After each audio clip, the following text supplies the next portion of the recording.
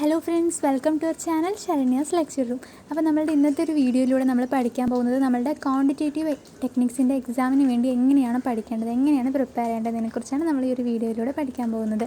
അപ്പോൾ quantitative techniques എന്ന് പറയുന്നത് നമ്മളുടെ BCOMനും MCOMനും കോമൺ ആയിട്ട് പഠിക്കുന്ന ഒരു സബ്ജക്റ്റാണല്ലേ. അപ്പോൾ BCOM സ്റ്റുഡൻസിനും MCOM സ്റ്റുഡൻസിനും എക്സാമിന് വളരെ ഹെൽപ്ഫുൾ ആവുന്നൊരു വീഡിയോ ആണിത്. അതിന് മുമ്പായിട്ട് നമ്മുടെ ചാനൽ ആദ്യമായിട്ടാണ് കാണുന്നുണ്ടെങ്കിൽ ഒന്ന് സബ്സ്ക്രൈബ് ചെയ്യുക, എങ്കിൽ മാത്രമേ നിങ്ങൾക്ക് ഞാൻ അപ്ലോഡ് ചെയ്യുന്ന കൊമേഴ്സ് റിലേറ്റഡ് ആയിട്ടുള്ള കൂടുതൽ വീഡിയോസ് കാണാനായിട്ട് സാധിക്കുകയുള്ളൂ.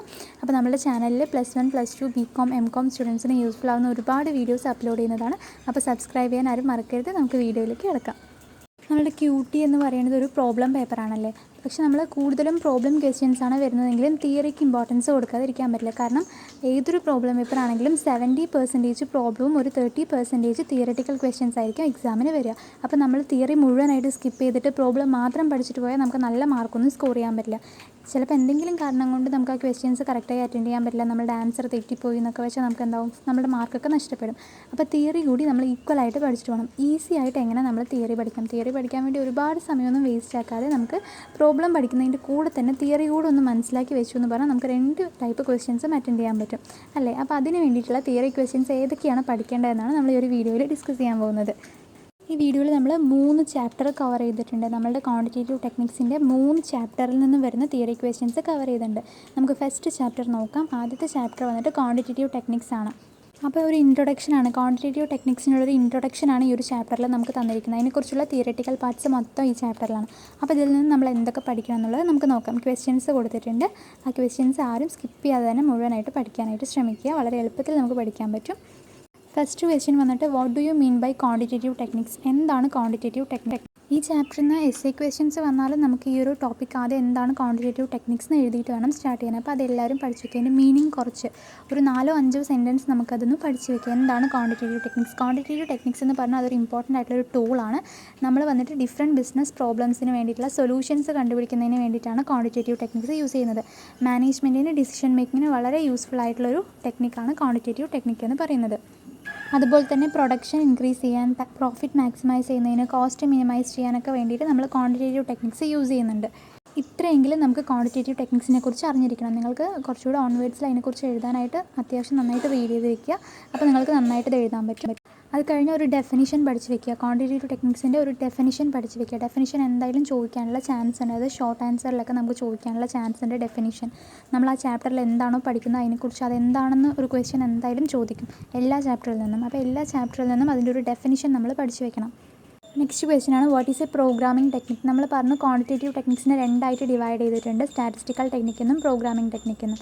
അപ്പോൾ അതിൽ പ്രോഗ്രാമിംഗ് ടെക്നിക് എന്താണെന്ന് ചോദിച്ചു. അപ്പോൾ പ്രോഗ്രാമിംഗ് ടെക്നിക്കിന് നമ്മൾ ഓപ്പറേഷൻ റിസർച്ച് ടെക്നിക് എന്നും പറയുന്നുണ്ട്. അപ്പോൾ ക്വസ്റ്റ്യൻ ചിലപ്പോൾ what is mean by operation research technique എന്നും ചോദിക്കാം. അപ്പോൾ അതെന്താണെന്നൊന്ന് മനസ്സിലാക്കി വെച്ച് ഷോർട്ട് ആയിട്ടെങ്കിലും ഒന്ന് പഠിക്കുക, ഒരു ഷോർട്ട് ആൻസർ ടൈപ്പിലെങ്കിലും.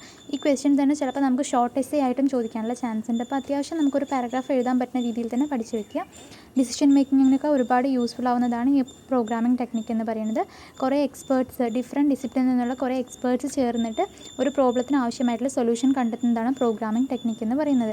അപ്പോൾ അതിനെക്കുറിച്ചൊന്ന് പഠിക്കുക. ആ ക്വസ്റ്റ്യൻ ഒന്നും സ്കിപ്പ് ചെയ്യരുത്.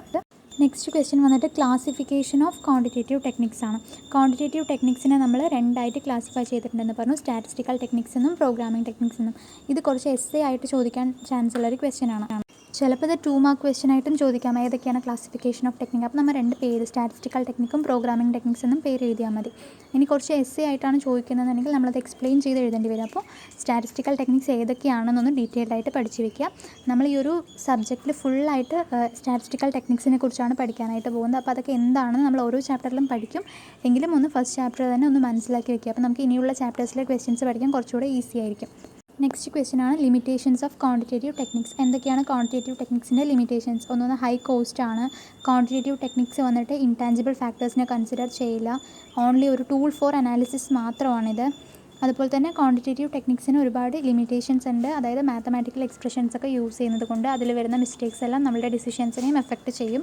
ഇതൊക്കെയാണ് ലിമിറ്റേഷൻസ്. അപ്പോൾ അതൊക്കെ ഒന്ന് പഠിച്ച് വയ്ക്കുക. 6th ക്വസ്റ്റ്യൻ പറഞ്ഞിരിക്കുന്നത് significance of quantitative technique in decision making. അപ്പോൾ ക്വാണ്ടിറ്റേറ്റീവ് ടെക്നിക്സ് എങ്ങനെയാണ് ഡിസിഷൻ മേക്കിങ്ങിനെ ഹെൽപ്പ് ചെയ്യുന്നത്? അപ്പോൾ ആ ഒരു ക്വസ്റ്റ്യൻ കൂടെ പഠിച്ച് വയ്ക്കുക. കാരണം ഡിസിഷൻ മേക്കിംഗ് ആകുമ്പോൾ നമുക്ക് ഡിഫറെൻറ്റ് ഓൾട്ടർനേറ്റീവ്സിൽ നിന്നും ഓരോ മെത്തേഡ്സ് ചൂസ് ചെയ്യേണ്ടി വരും. അപ്പോൾ കറക്റ്റായിട്ടുള്ള മെത്തേഡ്സ് എടുക്കാനൊക്കെ ആയിട്ട് നമ്മളെ ഈ ക്വാണ്ടിറ്റേറ്റീവ് ടെക്നിക്സ് ഹെൽപ്പ് ചെയ്യുന്നുണ്ട്. അപ്പോൾ അതിനെക്കുറിച്ചൊന്ന് ചെറിയൊരു പാരഗ്രാഫ് ആയിട്ടെങ്കിലും പഠിച്ച് വയ്ക്കുക. നെക്സ്റ്റ് വൺ പറയുന്നത് describe some of the important quantitative techniques use in ബിസിനസ്സിൽ നമ്മൾ യൂസ് ചെയ്യുന്ന കുറച്ച് ക്വാണ്ടിറ്റേറ്റീവ് ടെക്നിക്സ് ഏതൊക്കെയാണെന്ന് എഴുതാനാണ്. നമ്മൾ സ്റ്റാറ്റിസ്റ്റിക്കൽ ടെക്നിക്സ് ഏതൊക്കെയാണെന്ന് പഠിച്ചൂലേ, അത് തന്നെയാണ് ക്വാണ്ടിറ്റേറ്റീവ് ടെക്നിക്സ് ബിസിനസ്സിൽ യൂസ് ചെയ്യുന്നത്. അപ്പോൾ അതൊന്ന് ക്ലിയർ ആയിട്ട് പഠിച്ചിരിക്കണം, കാരണം അത് പല രീതിയിലും ചോദിക്കാനുള്ള ചാൻസ് ഉണ്ട്. നെക്സ്റ്റ് ക്വസ്റ്റ്യൻ പറയുന്നത് explain the qualitative approach in decision making. നമ്മൾ പഠിച്ചു ക്വാണ്ടിറ്റേറ്റീവ് ടെക്നിക്സിൽ തന്നെ ക്വാണ്ടിറ്റേറ്റീവ് അപ്രോച്ചും ഉണ്ട് ക്വാളിറ്റേറ്റീവ് അപ്രോച്ചും ഉണ്ട് അല്ലേ. അപ്പോൾ അത് രണ്ടും നമുക്ക് ഡിസിഷൻ മേക്കിങ്ങിന് ഇമ്പോർട്ടൻ്റ് ആണ്. അപ്പോൾ ക്വാളിറ്റേറ്റീവ് അപ്രോച്ച് എങ്ങനെയാണെന്നുള്ളതിനെക്കുറിച്ചും ഒന്ന് പഠിച്ചു വയ്ക്കുക. അപ്പോൾ ഇത്രയും ക്വസ്റ്റ്യൻസാണ് നമ്മളുടെ ഈ ഒരു ചാപ്റ്ററിൽ നിന്നും പഠിക്കേണ്ടതായിട്ടുള്ളത്. സ്കിപ്പ് ചെയ്യാതെ ഈ ക്വസ്റ്റ്യൻസ് എല്ലാം പഠിക്കുക, എങ്കിൽ മാത്രമേ നിങ്ങൾക്ക് നല്ല മാർക്ക് സ്കോർ ചെയ്യാൻ പറ്റുള്ളൂ. അപ്പോൾ നമുക്കിനി അടുത്ത ചാപ്റ്റർ നോക്കാം. പ്രോബബിലിറ്റി ഡിസ്ട്രിബ്യൂഷൻ എന്നുള്ള ചാപ്റ്റർ നോക്കാം. പ്രോബബിലിറ്റി ഡിസ്ട്രിബ്യൂഷനിൽ നമ്മൾ പഠിക്കേണ്ടത് എന്തൊക്കെയാണെന്ന് വെച്ചാൽ ബൈനോമിയൽ ഡിസ്ട്രിബ്യൂഷൻ എന്താണ്, പോയ്സൺ ഡിസ്ട്രിബ്യൂഷൻ, നോർമൽ ഡിസ്ട്രിബ്യൂഷൻ, ഇത് മൂന്നും എന്താണെന്ന് പഠിച്ചിരിക്കണം. ഈ ചാപ്റ്ററിൽ നമ്മൾ ഇത് മൂന്നിൻ്റെയും പ്രോബ്ലംസ് ചെയ്യുന്നുണ്ട്. പ്രോബ്ലം ചെയ്യുന്നതോടൊപ്പം കൂടെ തന്നെ അതെന്താണെന്നും കൂടെ അറിഞ്ഞിരിക്കുക. അപ്പോൾ നമുക്ക് തിയറി ആയിട്ട് ക്വസ്റ്റ്യൻസ് വന്നാലും അറ്റൻഡ് ചെയ്യാൻ പറ്റും. പിന്നെ വാട്ട് ഈസ് റാൻഡം വേരിയബിൾ, BCOMലും MCOMലും ഇങ്ങനത്തെ ക്വസ്റ്റ്യൻ ചോദിച്ചിട്ടുണ്ട്. അപ്പോൾ എന്താണ് random variable, what is normal curve. Normal distribution പഠിക്കുമ്പോൾ നമ്മൾ നോർമൽ കർവ് വരച്ചിട്ടുണ്ട്. അപ്പോൾ അത് എന്താണെന്നും അതിൻ്റെ പ്രോപ്പർട്ടീസൊക്കെ നമ്മളതിൽ പഠിച്ചിട്ടുണ്ട്. അപ്പോൾ അതൊക്കെ ഒന്ന് സ്കിപ്പ് ചെയ്യാതെ നോക്കാം. അടുത്തതായിട്ടൊരു എസ്സേ ക്വസ്റ്റ്യൻ ആയിട്ട് ചോദിക്കാനുള്ളതാണ് what is a probability distribution, how is it useful for decision making. ഇത് നമ്മൾ ആ ചാപ്റ്റർ ഫുള്ളായിട്ടുള്ള തിയറി പഠിച്ചിട്ടുണ്ടെങ്കിൽ നമുക്ക് എഴുതാൻ പറ്റില്ല. എന്താണ് പ്രോബബിലിറ്റി ഡിസ്ട്രിബ്യൂഷൻ എന്ന് ചോദിച്ചാൽ പ്രോബബിലിറ്റി എന്താണെന്ന് എഴുതുക, പ്രോബബിലിറ്റി ഡിസ്ട്രിബ്യൂഷൻ എന്താണെന്ന് നോക്കുക. അതുപോലെ തന്നെ how is it useful for decision മേക്കിങ്ങിന് എങ്ങനെയാണ് ഇത് ഹെൽപ്പ് ചെയ്യുന്നത്. അപ്പോൾ നമ്മൾ അതിനെക്കുറിച്ച് നമുക്ക് പ്രോബബിലിറ്റി ഡിസ്ട്രിബ്യൂഷനിൽ നമ്മൾ കുറേ ഡിസ്ട്രിബ്യൂഷൻസ് പഠിച്ചിട്ടുണ്ടല്ലേ, normal, Poisson distribution, binomial distribution ഒക്കെ പഠിച്ചിട്ടുണ്ട്. അപ്പോൾ അതിനെക്കുറിച്ചൊക്കെ നമുക്ക് അതിൽ എഴുതാം. എന്നിട്ട് ഇതെല്ലാം നമ്മുടെ ഡിസിഷൻ മേക്കിങ്ങിന് എങ്ങനെയാണ് ഹെൽപ്പ് ചെയ്യുന്നത് ഓവറോൾ ആയിട്ടൊന്ന് ഓൺവേർഡ്സിലും എഴുതി വയ്ക്കുക. Next question discuss the main features of binomial distribution, poison distribution and normal distribution. നേരത്തെ തന്നെ നമ്മൾ ബൈനോമിയൽ ഡിസ്ട്രിബ്യൂഷൻ എന്താണ്, പോയ്സൺ ഡിസ്ട്രിബ്യൂഷൻ എന്താണ്, നോർമൽ ഡിസ്ട്രിബ്യൂഷൻ എന്താണെന്ന് പഠിച്ചിട്ടുണ്ട്. അപ്പോൾ അതിൻ്റെ ഫീച്ചേഴ്സൊക്കെ ഒന്ന് നോക്കുക, അതിനെക്കുറിച്ച് കുറച്ച് ഡീറ്റെയിൽ ആയിട്ട് തന്നെ പഠിക്കുക. അപ്പോൾ അത് ഷോർട്ട് ക്വസ്റ്റ്യൻ ചോദിച്ചാലും എഴുതാം, എസ്സേ ക്വസ്റ്റ്യൻ ചോദിച്ചാലും എഴുതാൻ പറ്റുന്ന രീതിയിൽ അത്യാവശ്യം നന്നായിട്ട് തന്നെ ഈ ടോപ്പിക്സ് പഠിച്ച് വയ്ക്കുക. അപ്പോൾ ഇത്രയാണ് ഈ ചാപ്റ്ററിൽ പഠിക്കേണ്ടത്. അടുത്ത ചാപ്റ്ററിൽ കോറിലേഷൻ അനാലിസിസ് എന്നുള്ള ചാപ്റ്ററിൽ ഏതൊക്കെ ക്വസ്റ്റ്യൻസ് പഠിക്കണമെന്ന് നോക്കാം. മസ്റ്റായിട്ടും എന്താണ് കോറിലേഷൻ എന്ന് പഠിക്കുക, അല്ലെങ്കിൽ കോറിലേഷൻ എന്താണെന്നോ അല്ലെങ്കിൽ അതിൻ്റെ ഡെഫിനിഷനൊക്കെ എന്തായാലും ചോദിക്കാനുള്ള ചാൻസ് ഉണ്ട്. പിന്നെ പെർഫെക്റ്റ് കോറിലേഷൻ എന്താണ്, rank correlation, probable error, coefficient of correlation, ഇതൊക്കെ എന്താണെന്നൊന്ന് മനസ്സിലാക്കി വെക്കുക. അറ്റ്ലീസ്റ്റ് ഓൺ വേർഡ്സിലെങ്കിലും നമുക്ക് അതിനെക്കുറിച്ചൊരു 2-3 സെൻറ്റൻസ് എങ്കിലും എഴുതാനായിട്ട് അറിയണം. ഈ റാങ്ക് കോറിലേഷനൊക്കെ നമ്മൾ പ്രോബ്ലം ചെയ്തത് വെച്ചിട്ടാണ് നമുക്ക് അതിനെക്കുറിച്ച് എഴുതാനായിട്ട് പറ്റുമല്ലേ. ഓരോ വേരിയബിൾസിനും റാങ്ക് അസൈൻ ചെയ്ത് കൊടുക്കുക, അതിൽ നിന്നാണ് നമ്മൾ കോറിലേഷൻ കണ്ടുപിടിക്കുന്നത്. സിമ്പിളാണ്. അങ്ങനെ കുറേ കാര്യങ്ങൾ നമുക്ക് പ്രോബ്ലം പഠിച്ചാൽ തന്നെ മനസ്സിലാകും. അപ്പോൾ ഈ തിയറി കൂടെ ഒന്ന് പഠിച്ചു എന്ന് പറഞ്ഞാൽ പെർഫെക്റ്റ് ആയിട്ട് നമുക്ക് എക്സാം അറ്റൻഡ് ചെയ്യാൻ പറ്റും. ഓക്കെ. അതേപോലെ തന്നെ കോഎഫിഷ്യൻ്റ് ഓഫ് കോറിലേഷൻ എന്ന് പറയുന്നത് എന്താണ്, മെഷർ ഓഫ് കോറിലേഷനെയാണ് നമ്മൾ കോഎഫിഷ്യൻ്റ് ഓഫ് കോറിലേഷൻ എന്ന് പറയുന്നത്. ഇത് എപ്പോഴും -1നും +1നും ഇടയിലായിരിക്കും. അപ്പോൾ ഇത്രയും കാര്യങ്ങൾ നമുക്ക് ഓർത്ത് വയ്ക്കാവുന്നതേ ഉള്ളൂ. പ്രോബ്ലം പഠിക്കുമ്പോൾ തന്നെ നമുക്കത് മനസ്സിലാവുന്ന കാര്യങ്ങളാണ്. ഓക്കെ, നമുക്ക് നെക്സ്റ്റ് ക്വസ്റ്റ്യൻ നോക്കാം.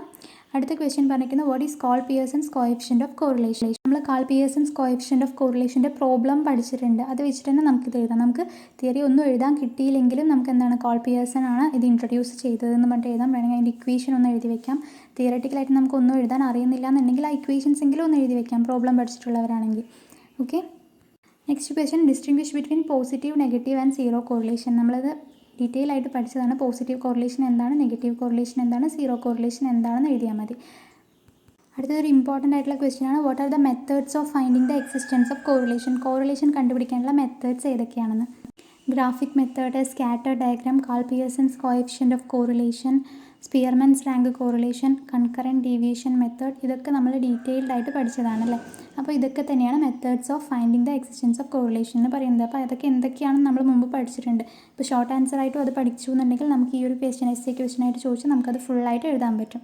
അപ്പോൾ ഇങ്ങനെ എസ്സേ ആയിട്ടൊക്കെയാണ് ഈ മെത്തേഡ്സ് ചോദിക്കുന്നതെങ്കിൽ ഓരോ മെത്തേഡ്സും എഴുതുമ്പോൾ അതിൻ്റെ കൂടെ അതിൻ്റെ ഇക്വേഷൻ കൂടി എഴുതി വെച്ചാൽ നമുക്ക് നല്ലോണം മാർക്ക് കിട്ടാനുള്ള ചാൻസ് ഉണ്ട്. Okay, next question what is scatter diagram. Scatter diagram എന്താണെന്ന് നമ്മൾ പഠിച്ചിട്ടുണ്ടല്ലേ. നമ്മൾ കോറിലേഷൻ 2 വേരിയബിൾസിൻ്റെയും ആ ഒരു വാല്യൂസ് നമ്മൾ ഒരു ഗ്രാഫ് പേപ്പറിൽ പ്ലോട്ട് ചെയ്യുന്നു. അതിന് നമ്മളെന്താണ്, നമുക്ക് സ്കാറ്റേർഡ് ആയിട്ട് കിടക്കുന്ന കുറച്ച് വേരിയബിൾസ് ആയിട്ടാണ് അത് കിട്ടുക. അതിനെയാണ് നമ്മൾ സ്കാറ്റർ ഡയഗ്രാം എന്ന് പറയുന്നത്. അതിനെക്കുറിച്ച് ഡീറ്റെയിൽ ആയിട്ട് നമ്മൾ പഠിച്ചിട്ടുണ്ട്. അപ്പോൾ അതെന്താണെന്ന് കൂടെ ഒന്ന് നോക്കുക. അപ്പോൾ സ്കാറ്റർ ഡയഗ്രാം എന്ന് പറയുന്നത് ഭയങ്കര സിമ്പിൾ ആയിട്ടുള്ളൊരു മെത്തേഡാണല്ലേ. ജസ്റ്റ് ഒരു ചാർട്ടിൽ ഡോട്ടായിട്ട് വേരിയബിൾസിനെ പ്ലോട്ട് ചെയ്താൽ മാത്രം മതി. അപ്പോൾ അത് വളരെ ഈസി ആയിട്ടുള്ളൊരു മെത്തേഡാണ്. നെക്സ്റ്റ് ക്വസ്റ്റ്യൻ പറയുന്നത് state the merits and demerits of Spearman's rank correlation. Spearman's rank കോറിലേഷൻ്റെ മെറിറ്റ്സും ഡിമെറിറ്റ്സും എന്തൊക്കെയാണെന്നാണ്. അപ്പോൾ ഇത്രയും ക്വസ്റ്റ്യൻസാണ് നമ്മൾ ഈ ഒരു ചാപ്റ്ററിൽ നിന്നും ഇമ്പോർട്ടൻ്റ് ആയിട്ട് പഠിക്കേണ്ട, സ്കിപ്പ് ചെയ്യാതെ പഠിക്കേണ്ട ക്വസ്റ്റ്യൻസ് എന്ന് പറയുന്നത്. അതുപോലെ നമ്മൾ ഏതൊരു മെത്തേഡ് പഠിക്കുമ്പോഴും അതിൻ്റെ അഡ്വാൻറ്റേജും ഡിസഡ്വാൻറ്റേജും എന്തൊക്കെയാണെന്ന് നോക്കി വയ്ക്കുക. അപ്പോൾ അതിൻ്റെ പ്രോപ്പർട്ടീസ് ഫീച്ചേഴ്സ് ഒക്കെ കൊടുത്തിട്ടുണ്ടെങ്കിൽ അതൊന്ന് ജസ്റ്റ് വായിച്ചു വിടുക. അപ്പോൾ നമുക്ക് ഓൺവേർഡ്സിൽ തന്നെ അതൊക്കെ ഒന്ന് എഴുതാൻ കിട്ടും. അപ്പോൾ എന്തായാലും നമ്മൾ തിയറീസ് ഒന്നും സ്കിപ്പ് ചെയ്യാതെ തന്നെ പഠിക്കുക. പ്രോബ്ലത്തിന് ഇമ്പോർട്ടൻസ് കൊടുത്ത് പഠിക്കണം. എങ്കിൽ കൂടി നമ്മൾ തിയറീസും അറിഞ്ഞിരിക്കണം. കാരണം പ്രോബ്ലംസ് ചെയ്തിട്ട് എന്തെങ്കിലും തെറ്റ് പറ്റി എന്നൊക്കെ ഉണ്ടെങ്കിൽ നമ്മുടെ മാർക്ക് പോകും. അപ്പോൾ തിയറി ക്വസ്റ്റ്യൻസ് ഒന്നും നമ്മൾ സ്കിപ്പ് ചെയ്ത് വിടാതെ എല്ലാം അറ്റൻഡ് ചെയ്ത് വെക്കുക. 2 മാർക്ക് ക്വസ്റ്റ്യൻസ് ഒക്കെ എന്തായാലും തിയറി തന്നെ ആയിരിക്കുമല്ലോ. അപ്പോൾ നമുക്ക് ആ ക്വസ്റ്റ്യൻസൊക്കെ ഒന്ന് അറ്റൻഡ് ചെയ്യാനായിട്ട് പറ്റും. ജസ്റ്റ് ഒന്ന് റീഡ് ചെയ്ത് വിട്ടാൽ മതി. ഇത് പ്രോബ്ലം പഠിക്കുന്ന പോലെ കുത്തിയിരുന്ന് പഠിക്കണം എന്നൊന്നുമില്ല. ജസ്റ്റ് തിയറീസൊക്കെ ഒന്ന് വായിച്ചെങ്കിലും വിടുക. അപ്പോൾ നമുക്കത് എക്സാമിന് കുറച്ചെങ്കിലും ഒരു ഓർമ്മയുണ്ടാകും. നമുക്ക് ഓൺവേർഡ്സിലെങ്കിലും എഴുതാനായിട്ട് പറ്റും. അപ്പോൾ നിങ്ങൾക്ക് ഈ ഒരു വീഡിയോ യൂസ്ഫുൾ ആയെന്ന് വിചാരിക്കുന്നു. വീഡിയോ ഇഷ്ടപ്പെട്ടെങ്കിൽ ഒന്ന് ലൈക്ക് ചെയ്യുക. നിങ്ങളുടെ ഫ്രണ്ട്സിനൊക്കെ യൂസ്ഫുൾ ആവുമെന്ന് കരുതുകയാണെങ്കിൽ ഒന്ന് ഷെയർ ചെയ്ത് കൊടുക്കുക. അതോടൊപ്പം നമ്മുടെ ചാനലൊന്ന് സബ്സ്ക്രൈബ് ചെയ്യുക. ഇതിന് മുൻപുള്ള വീഡിയോസൊന്നും നിങ്ങൾ കണ്ടിട്ടില്ല എന്നുണ്ടെങ്കിൽ അതിൻ്റെ ലിങ്ക് ഞാൻ ഡിസ്ക്രിപ്ഷൻ ബോക്സിൽ കൊടുക്കാൻ. ആ വീഡിയോസൊക്കെ കണ്ട് നന്നായിട്ട് പഠിക്കുക. അപ്പോൾ നമുക്ക് മറ്റൊരു വീഡിയോ ആയിട്ട് വീണ്ടും കാണാം. താങ്ക്